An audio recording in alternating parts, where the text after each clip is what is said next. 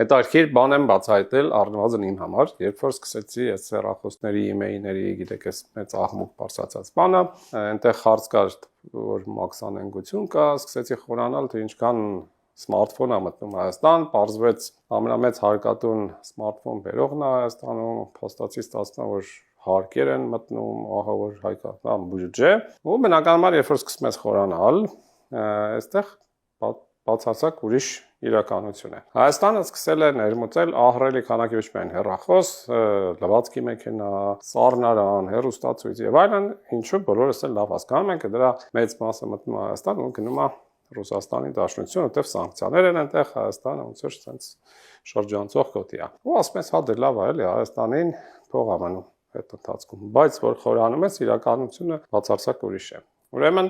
առաջինը մաքսային турքերը, վճարները եւ այլն։ Հայաստանը գիտեք ԵԱՏՄ-ի անդամ է եւ երբ որ ԵԱՏՄ-ից դրսից ապրանք է մտնում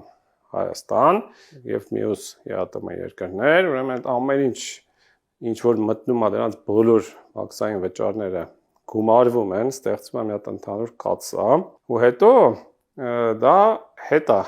վերադարձվում, բայց ամեն երկիր ունի իր ֆիքսված տոկոսը, թե ինչքան է այս ամբողջ ԵԱՏՄ մտած ապրանքների մաքսային այդ վճարների, որ տոկոսն է ինքը ստանում։ Հայաստանը վախտին հաշվարկվել է որպես 1.22%, այսինքն ամբողջ ԵԱՏՄ մտող ապրանքների այդ մաքսային турքերը վճարվում են, 1.22-ը տրվում է Հայաստանին։ Դա երևի լավ էր, երբ որ Հայաստանը ուղղակի առնում էր այն ինչ որ իր համար է առնում։ Հիմա փաստացի ստացվում անեց, որ Հայաստան մտնում է ոչ միայն Հայաստանի այս ապրանքը, այլ նաև Ռուսաստան գնացող եւ Հայաստանը հիմա ավելի շատ է վճարում այս ընդհանուր կաթսայի մեջ, քան հետո ստանում է վերադարձ, այսինքն փաստացի Հայաստանը մինուսով է աշխատում, մոտավորապես 2 անգամ մեծ, այսինքն 300 քանի միլիոն վճարում ենք, 150 թե 160 ստանում ենք հետ։ Լավ, այդ մի կողմ թողենք։ Բա ավելացված արժեքի հարկը, որը ամենախոշոր թոթոլ մասն է, հա, մի 20% ամեն ինչից մտնում է բյուջե։ Այստեղ ավելի մազալու պատմություն է, ուրեմն ապրանքը դրսից մտնում է Հայաստան, այս ներմուծող ընկերությունը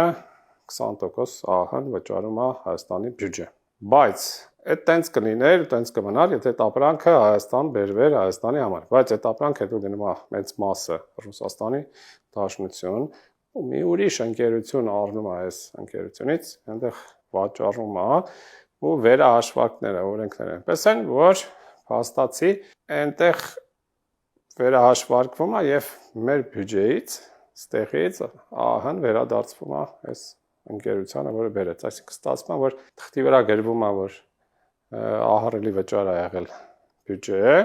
բայց դա փաստացի փոքրիկ տենց վար կա Հայաստանի բյուջեին, որովհետև այդ փողը մտնում է, հետո հենց որ Ռուսաստան վաճառում, այլ բյուջեից դուրս է գնում եւ ստացվում է փաստացի այս ահռելի ԵԱՏՄ-ի տարածքում գտնվող օրենքների եւ գործընթացների տեսանկյունից այս ահռելի հոսքերը, որ Հայաստան մտնում դուրս են գալիս, փաստացի բյուջեը ոչ միայն գումար չի մտնում դուրս է գալիս, այլ մի բան էլ վնասով է մաքսային վճարների տեսանկյունից Հայաստանը աշխատում, այնպես որ երբ որ կարդում եք թվեր, միշտ պետք է խորանալ, թե այս ինչ թվեր են, սրա տակը ինչ է, որ ռեալ վերջում ում է մնում եւ ինչ։